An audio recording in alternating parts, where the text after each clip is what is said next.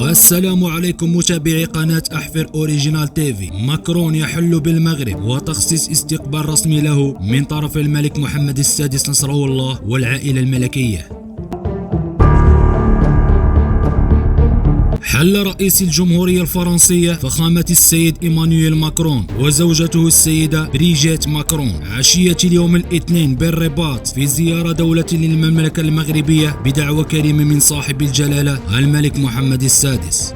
ولدى وصولهما إلى مطار الرباط سله وجد رئيس الدولة الفرنسية والسيدة بريجيت ماكرون في استقبالهما صاحب الجلالة الملك محمد السادس نصره الله مرفوقا بصاحب السمو الملكي ولي العهد الأمير مولاي الحسن وصاحب السمو الملكي الأمير مولاي رشيد وصاحبة السمو الملكي الأميرة لاله خديجة وصاحبة السمو الملكي الأميرة لاله مريم.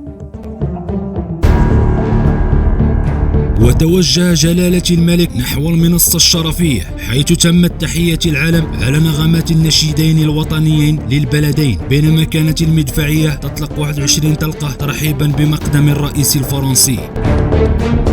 بعد ذلك استعرض صاحب الجلالة مرفوقا بصاحب السمو الملكي ولي العهد الأمير مولاي الحسن وصاحب السمو الملكي الأمير مولاي رشيد ورئيس الدولة الفرنسية تشكيلة من الحرس الملكي أدت التحية. استقبال الرئيس الفرنسي إيمانويل ماكرون في المغرب كان حدثا تاريخيا يعكس عمق العلاقات الثنائية بين البلدين، حيث استقبلته الحشود بحفاوة وترحاب كبير. هذا الاستقبال الحار يوضح مدى أهمية الزيارة لدى الشعب المغربي والذي يرحب دائما بالتعاون المثمر مع فرنسا.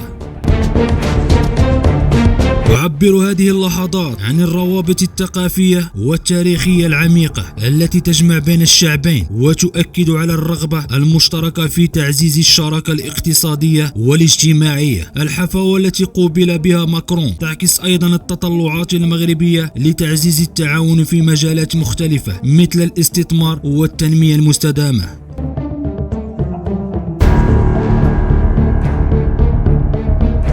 إن هذا الاستقبال الكبير يحمل رسالة قوية عن الالتزام بالعمل المشترك لتحقيق الأهداف المشتركة ويفتح آفاقا جديدة لعلاقات أكثر قوة وتفاهما.